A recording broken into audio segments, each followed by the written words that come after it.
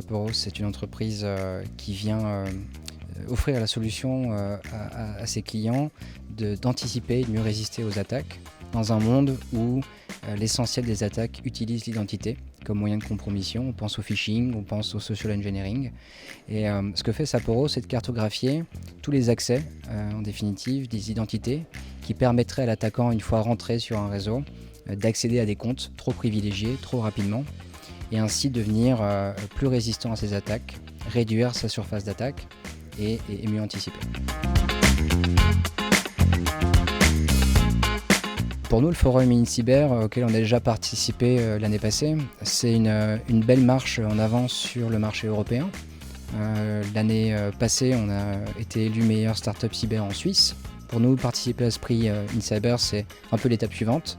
C'est de se montrer sur d'autres marchés, auprès d'autres visages et un gain en visibilité européen. Je pense que ce que ça représente pour moi le forum InCyber, c'est un peu la naissance ou la renaissance d'un marché européen. Aujourd'hui, dans le monde, il y a 320 startups qui se créent par mois dans la sécurité. Il y en a 120 en Israël, 100 aux États-Unis et puis il y en a 100 dans le reste du monde. Donc il faut qu'en tant qu'Européens, innovateurs et puis secteur privé, public, on se serre les coudes et qu'on crée vraiment une plateforme d'échange qui soit souveraine et puis qui soit présente ici. Donc Sapporo, c'est une solution qui est dans un marché assez de niche aujourd'hui, qui s'appelle l'Attack Path Management.